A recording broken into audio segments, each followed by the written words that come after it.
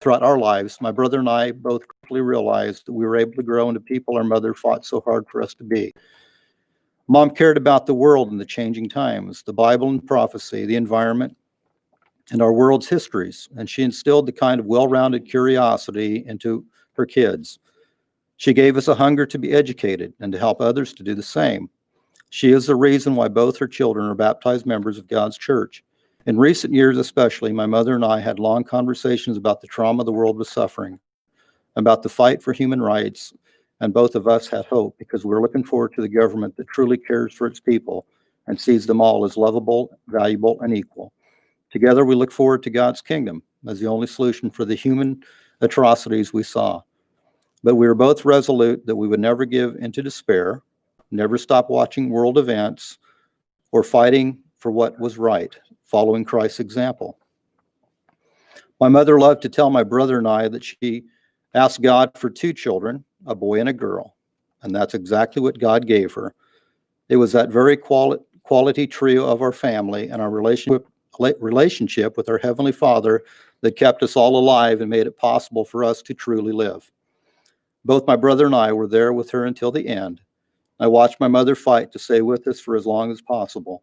Even though I feel my time with her has been cut too short, as if my life's very direction has gone up in smoke, I know that God has reserved for her the time ahead in the first resurrection.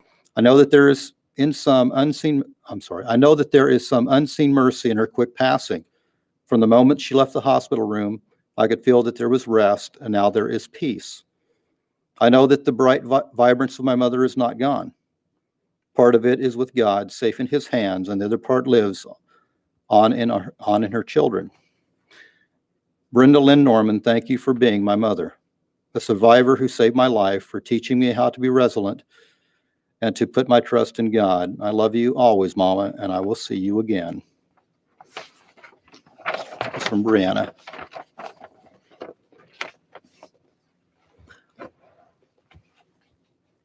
And I have had the privilege of knowing the Peyton family and their children and the Chambers and the Normans. And I am very thankful that God is there for you and for us all. It's been a rough year for a lot of people, and we thank you for all you've done for others, for your compassion, your empathy, your caring, and your concern. I'd just like to read a couple scriptures, if I may. And we can listen to this together, that God speaks to us from Ecclesiastes 3. I'm sure no matter where you're from that you've all heard this passage. Everything has a time. To everything there is a season, a time for every purpose under heaven. There's a time to be born and a time to die. So we're all had been born, and we know that we're all going to die. But we know that God has a purpose and a plan for each of us, that he loves us and cares for us, that we can have the strength and confidence in a creator God that does not neglect his children, that will never leave us nor forsake us. We have to have the job of overcoming and never forsaking God as well. Now back to gardening. There is a time to plant and a time to pluck what has been planted. And I know Brenda had a lot of plants. I've had the privilege of helping her glean some of the extra growth once in a while. So it takes a lot of work. There's a lot of work involved in planting and taking care of things. And I've seen the photos that you posted, and there really are. She had some really beautiful gardens. And God has a purpose for that, when he's going to create the heavens and reestablish his kingdom on this earth, as well as all the heavens, all the creation, all the planets. There'll be a lot of people out there planting. There'll be spirit beings then in God's family. Verse 3 says there's a time to kill and a time to heal, a time to break down and a time to build up. We need to remember that we need to help and build up one another. To be people, no matter what our status in life is, we can help God by obeying him and being children that he would be proud of, regardless of what others may think. There's a time to weep. There's a time to weep. And this is a day of mourning. This is a day of sadness. It's a day of hope as well, though. This is a day of hope. We'll hear more about that, I'm sure. There is a time to rejoice as well. There's a time to laugh and a time to mourn. Brenda loved to laugh. She loved to laugh. We all love to laugh. We all love a good joke. Sometimes the jokes aren't very good, or my dad used to say it went right over their heads, and we don't always agree with what my dad's jokes were sometimes either, but that's okay because it was still a time to laugh. And it's from the heart that we need to laugh. It's from the heart. It's from joy, not laughing at others, not thinking you're getting something over on someone else, but to laugh with one another. There's a time to dance. There's a time to dance. We had several church dances. I'm sure down in college when there were many dances that were put on and done. And there's a time to dance in the future as well. For eternity, you'll be dancing. You're going to need a new body, though.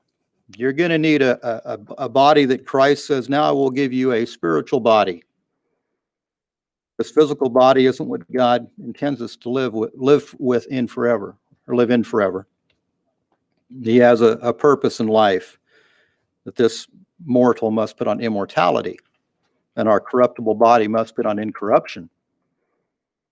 There's definitely going to be a time to dance. We also read there's a time to cast away stones and a time to gather stones, a time to embrace and a time to refrain from embracing. There's a time to gain, and there's a time to lose. We think about Brenda's life. There was a time when there was things she gained, joy and happiness, 2 children that she prayed for, that she loved and cares about. She will for eternity, but for a little while, and we will see each other again. God promises that, and God's promises will never be broken. There's a time to keep and a time to throw away, a time to tear and a time to sow. We've seen some time that Brenda made for sowing out there. There's a time to keep silence. There's a time to keep silence. But there's also a time to speak. That takes wisdom. That takes God's Spirit that Brenda had.